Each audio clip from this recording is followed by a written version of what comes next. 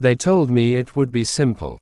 Observe, record, return. No interference, no emotional contamination, no deviation from protocol. Humans, they said, were unpredictable but primitive. Violent, yes, but inefficient.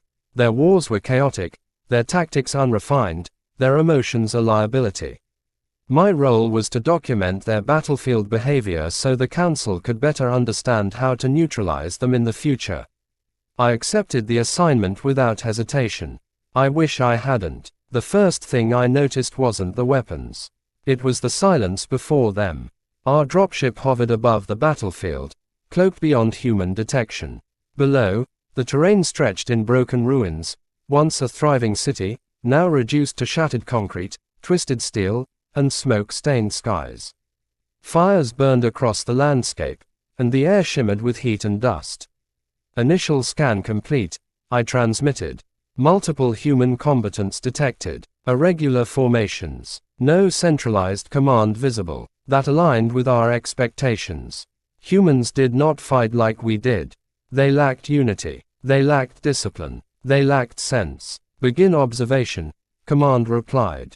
Focus on behavioral anomalies. I descended. They were already fighting. Not in neat formations or calculated maneuvers, but in bursts of chaos that somehow worked. Small groups moved through the ruins, covering each other, shouting, signaling, adapting on the fly. There was no clear pattern, no uniform strategy. And yet they were not losing. Opposing them was a coalition strike force, 3 species working in coordination, equipped with superior weaponry, advanced targeting systems, and aerial support. By every metric, the humans should have been overwhelmed. They were not. I watched a human unit pinned behind a collapsed structure. Plasma fire rained down on them, turning stone to molten fragments. One of them, a female based on vocal patterns, was injured. Her leg was bleeding heavily. "Leave me," she shouted. They did not. 2 others dragged her behind cover while a third stood up into incoming fire and returned it with a primitive ballistic weapon. He did not survive, but his sacrifice gave the others time to move. I paused my recording. Command, I transmitted. Human combatants exhibit unusual prioritization of group survival over individual preservation. That is expected, command replied. Pack bonding behavior. Continue observation. Expected. That word stayed with me. Hours passed. The battle intensified. Humans kept arriving. Small reinforcements, poorly equipped, some barely trained. Civilians, perhaps. Yet they joined the fight without hesitation. I tracked one male in particular. He could not have been more than 18 cycles old. His weapon shook in his hands. His movements were uncertain, his breathing uneven. He was afraid. I could measure it in his vitals and hear it in his voice. And still, he moved forward. A coalition drone spotted him and opened fire. The first shot missed. The second grazed his shoulder, spinning him to the ground. He should have stayed down. Instead, he crawled behind debris, clenched his jaw, and whispered something. My translator struggled for a moment, then resolved the words. Not today. He stood up and fired back. It was irrational. There was no tactical advantage, no probability of success. But the drone fell, and the human kept moving. I began to notice a pattern. Humans did not fight because they calculated victory. They fought because they refused to accept defeat. By the second day, I had moved closer. Closer than protocol allowed. I told myself it was for better data. That was not true. I wanted to understand. The coalition launched a major assault at dawn. Orbital strikes shattered what remained of the city's defenses.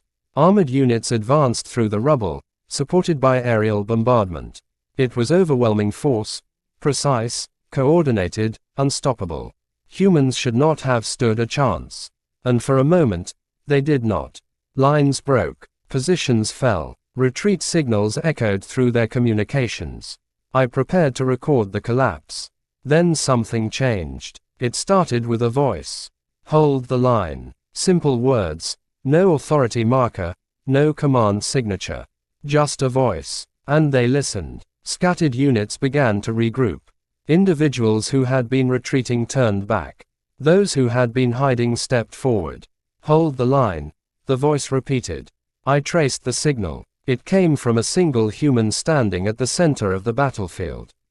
No armor, minimal weapons, completely exposed. Are you insane? Another human shouted over comms. Probably, the central figure replied. But if we run now, there is nowhere left to go. A pause, then quieter. So we hold. One by one, they returned. Not because they were ordered to, because they chose to. The fighting that followed defied every model we had. Humans adapted faster than predictive systems could process. They used the environment, improvised weapons, turned wreckage into fortifications. They communicated in fragments, half words, gestures, instinct. And they trusted each other. Completely. A human would move into danger, not because it was safe, but because they believed someone else would cover them. And someone always did. I found myself rooting for them. I did not report this. At some point, I stopped observing from a distance. I was among them, cloaked, invisible, moving through the battlefield as they fought and bled and refused to fall. I told myself it was still observation. Another lie. The moment everything changed came without warning. A coalition strike broke through the human line and advanced toward a group of civilians hiding in the ruins. The nearest human unit was too far away. They would not make it in time. I calculated the outcome. 97% probability of civilian casualties. 3% chance of survival. I should have recorded it. I should have remained neutral. Instead, I moved. I do not remember deciding. I only remember being there. Between the coalition unit and the civilians. My cloak dropped as I activated my defensive field. Energy flared around me, intercepting incoming fire. The coalition forces hesitated. They had not expected me. Neither had the humans. What is that? One of them shouted. Does not matter, another replied. It is on our side, move. They did not question it. They did not hesitate. They trusted me. A stranger, an alien. They trusted me. We held the line. Together. The battle ended hours later. The coalition retreated. Humans survived. Not all of them, but enough. I stood in the aftermath, my cloak disabled, my presence fully exposed. Humans moved around me, some wary, some curious, none immediately hostile. The young soldier I had tracked earlier approached me, his arm bandaged, his face marked with dirt and exhaustion. You are not from here, he said. No, I replied. He nodded as if that explained everything. Thanks, he said. That was all. No interrogation, no fear, just gratitude. I transmitted my final report to command. Mission compromised, I said. Observer has engaged in direct intervention. A pause, then explain. I looked at the humans around me. At those tending to the wounded. At those mourning the fallen. At those preparing for the next fight. I cannot, I said. Observer, command replied, you are in violation. They are not what we thought, I interrupted. Silence followed, then elaborate. We believed humans were inefficient because they act without logic, I said. We were wrong. How so? They act without fear of loss, or rather they act despite it. I watched the young soldier help another to his feet. They do not fight because they will win, I continued. They fight because someone has to. Command did not respond immediately. When it did, the tone had changed. Return to extraction point. Further analysis required. I looked at the sky. At the place where my ship waited. Then back at the humans. I will not be returning, I said. There was no reply. I stayed. I fought. I learned. Humans are not the strongest species in the galaxy. They are not the fastest. They are not the most advanced. But they possess something far more dangerous. They refuse to stop. You can outgun them. You can outnumber them. You can outthink them. But if even one of them is still standing, the fight is not over. They deployed me to observe humans in battle. I wish I had refused. Because now I understand them. And understanding them means I know exactly what is coming for anyone who threatens them. And I am no longer an observer. I am one of them. I did not realize how much had changed until the next attack came. Humans did not celebrate victory the way other species did. There were no grand declarations, no ceremonial acknowledgments of survival. There was only movement, repairs, quiet conversations. The wounded were treated, the dead were carried away, and the living prepared for what would come next. They expected the enemy to return. They were right. It began with a tremor that rippled through the broken ground beneath our feet. I felt it before their instruments registered anything. The coalition was not retreating. It was repositioning. I looked to the sky. Ships. Dozens of them. No, hundreds. They emerged from the upper atmosphere like a dark tide, blotting out what little light remained. Their formation was different this time. Tighter, more deliberate. There was no probing attack, no testing maneuver. This was extermination. The humans saw it too. Someone whispered, "We cannot stop that." No one argued, because they were correct. By every calculation, every model, every projection, the outcome was inevitable. The coalition had escalated beyond containment. What remained of this human resistance would be erased within a single cycle. I should have felt the same certainty I once did. Instead, I felt something unfamiliar. Doubt, not in the outcome, in the assumption that humans would accept it. The young soldier found me again. He had a name. I had learned it. Armin. "You ever seen something like this?" he asked, staring at the sky.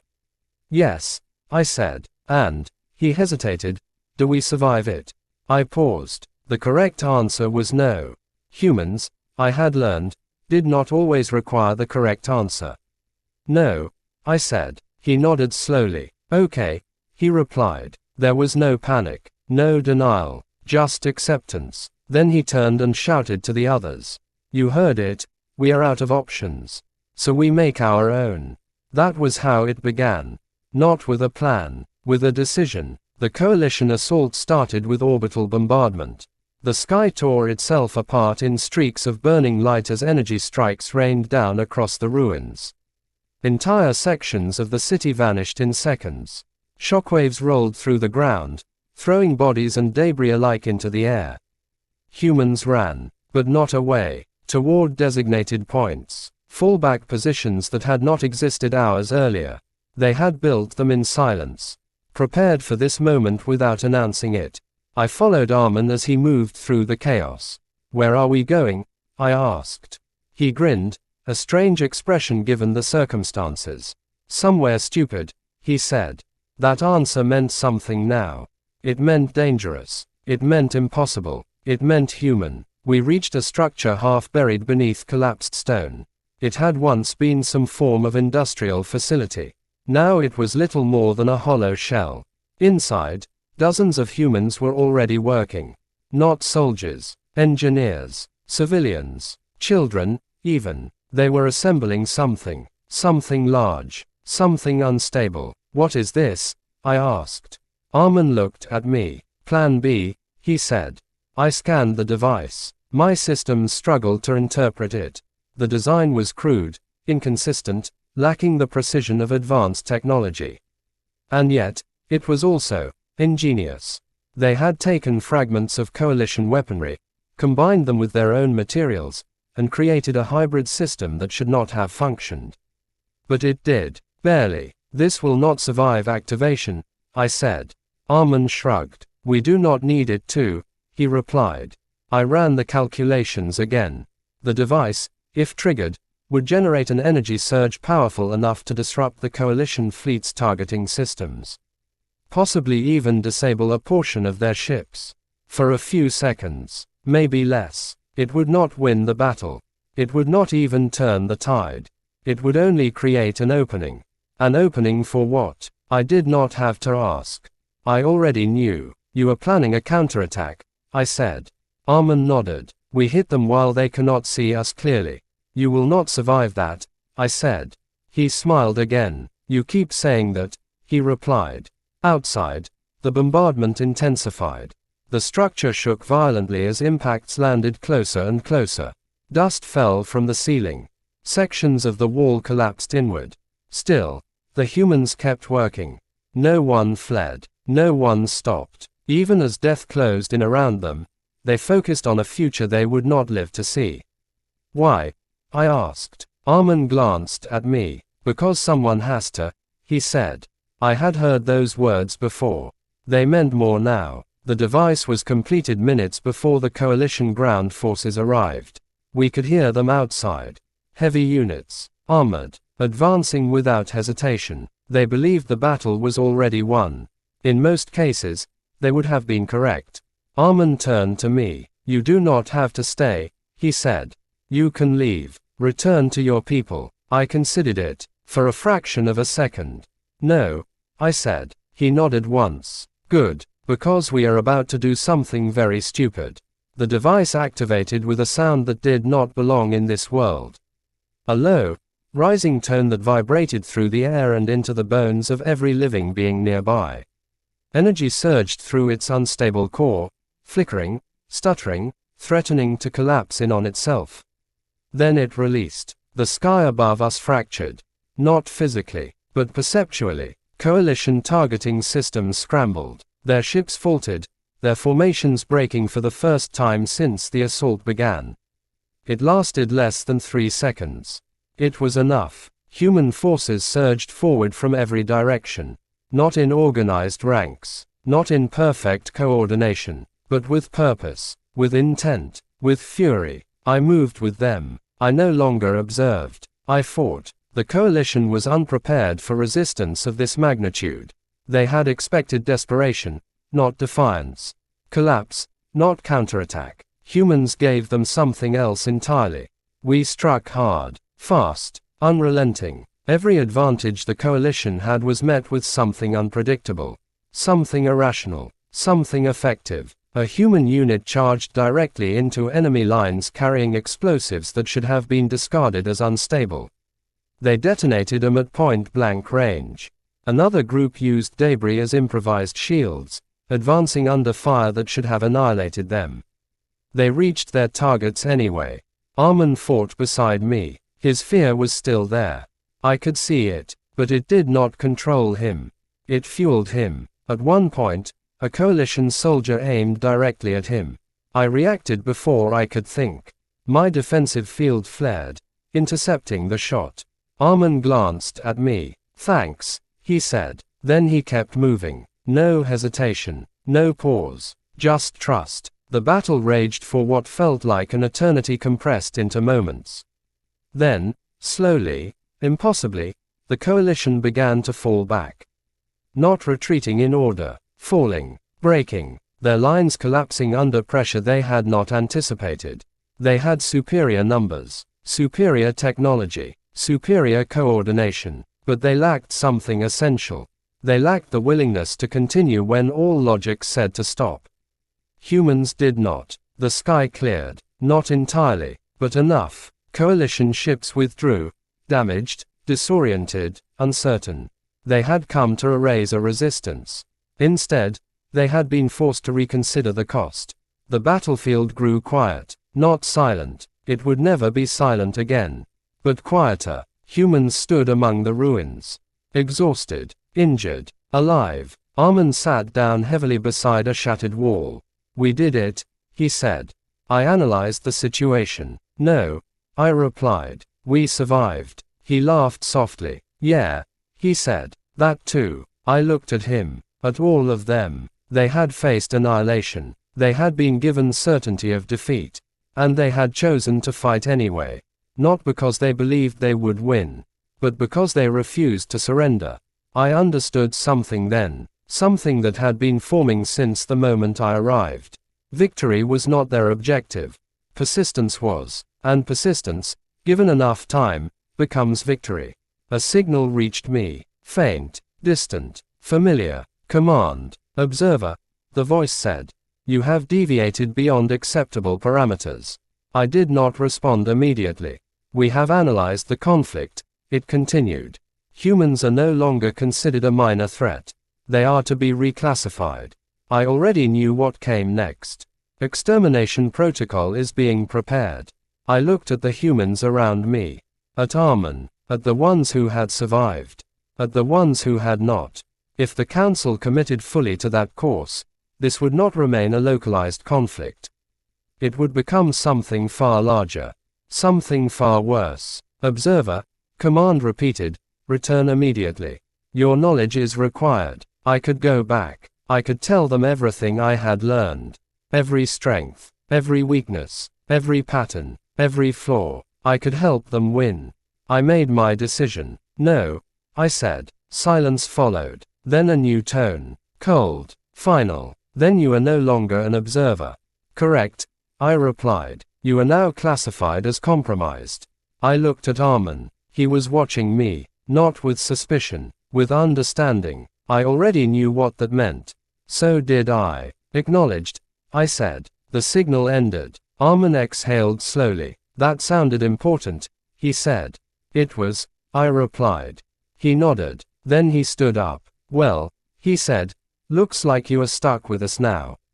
I considered the statement. It was inaccurate. I was not stuck. I had chosen this. Yes, I said. I am. He smiled. Good, because I think this is only getting started.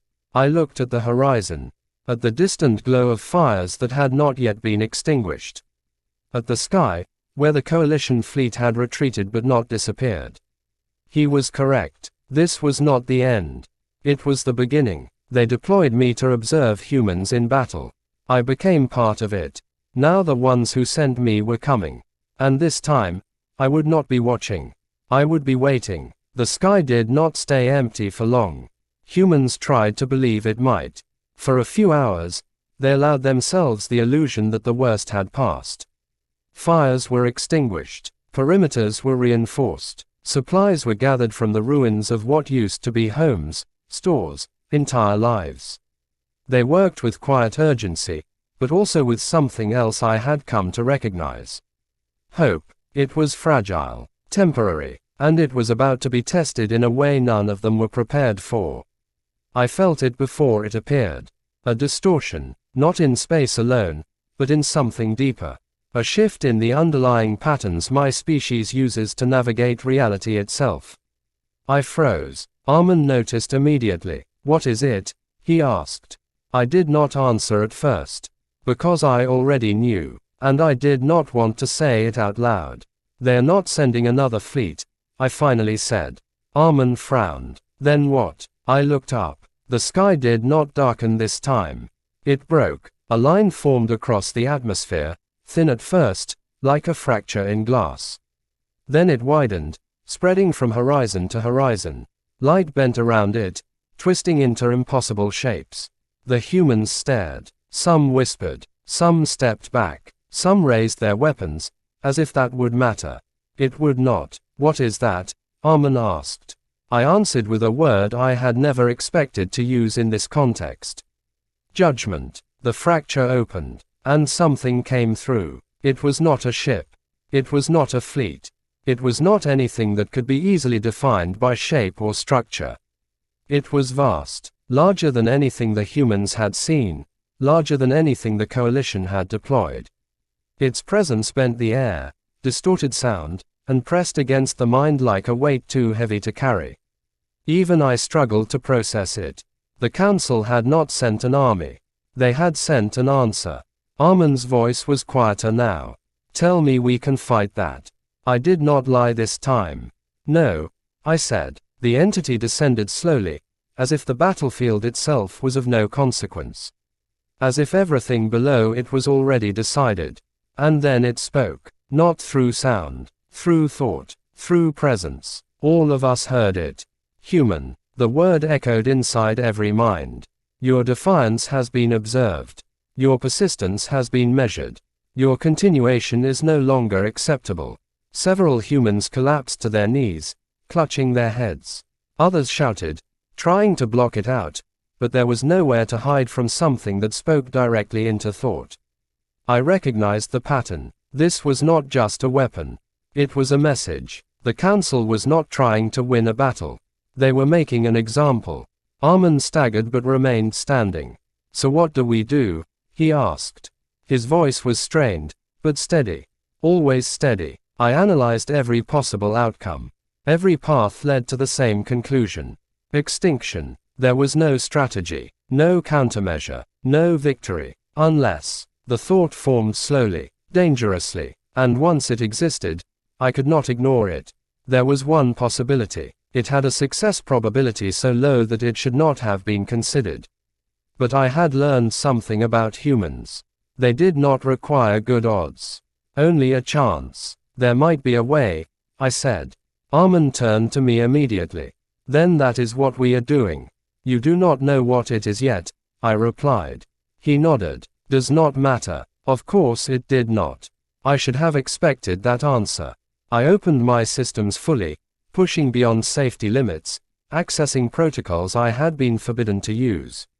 The entity above us was not just present in physical space. It was anchored through layers of reality my species rarely interacted with directly. But I could reach it. At a cost. Listen carefully, I said. Armin leaned in. I explained as quickly as possible. The entity was projecting itself through a core node, a singular focus point that maintained its presence in this dimension. If that node could be disrupted, even briefly, the entity would destabilize. Not destroyed, but weakened, enough for something else to happen. Something human. Where is it? Armin asked. I pointed, not to the sky, but to the ground, directly beneath the battlefield. Of course it is, he muttered. Getting there will be difficult, I said. He smiled. Good. We gathered whoever was still capable of fighting. Not many. Enough. I did not explain everything to them. They did not need details. They needed purpose, and they accepted it immediately. We moved. The entity reacted. Of course it did. It was not unaware. It simply did not care. Until now. The ground began to shift as we advanced. Structures collapsed without being touched. Pathways vanished. New obstacles formed in seconds. It was not attacking us directly. It was reshaping the battlefield itself. Trying to slow us. Trying to stop us. We did not stop. Humans never did. We fought through everything it created. Coalition remnants. Driven forward by the entity's will.